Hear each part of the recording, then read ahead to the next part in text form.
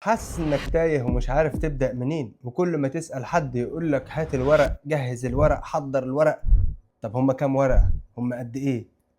في الفيديو ده هقول لك انت هتحتاج ايه بالظبط من اول شهادة ميلادك لحد ما تدخل السفارة. احنا في اليوم ال 12 من السلسلة، ودلوقتي دخلنا مرحلة التحضير الفعلي. لو ركزت معايا فالفيديو ده هيوفر عليك شهور من التوهان والمفاجآت. تعال اقول لك ايه الاوراق المطلوبة سواء عمل او دراسة في المانيا. هات ورقة واكتب معايا.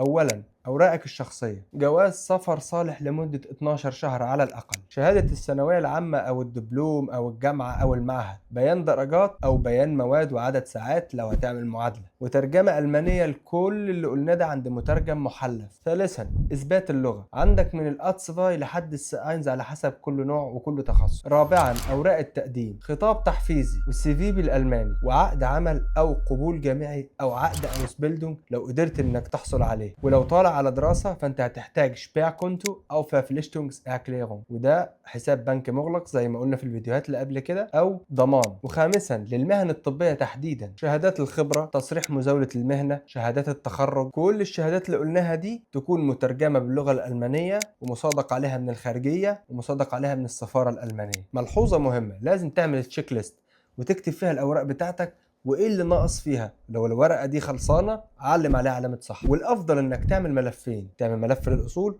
وملف للنسخ، ودي افضل طريقه عشان تحافظ على اوراقك في مكان واحد. الفيديو الجاي هنتكلم فيه عن حاجه بتقف قدام كتير من الناس، وهو ازاي تبني ملف شخصي يخلي المانيا تقول احنا عايزينك، وايه هي الحاجات اللي لو عملتها ممكن ملفك يتقبل بسرعه. هنتكلم بصراحه ومن قلب التجربه. ولو حسيت انك استفدت من الفيديو وبقيت عارف هتبدا منين، اكتب لي في الكومنتات اعتبره حصل، وسيب لايك وشير تساعد غيرك يوصل للمعلومه.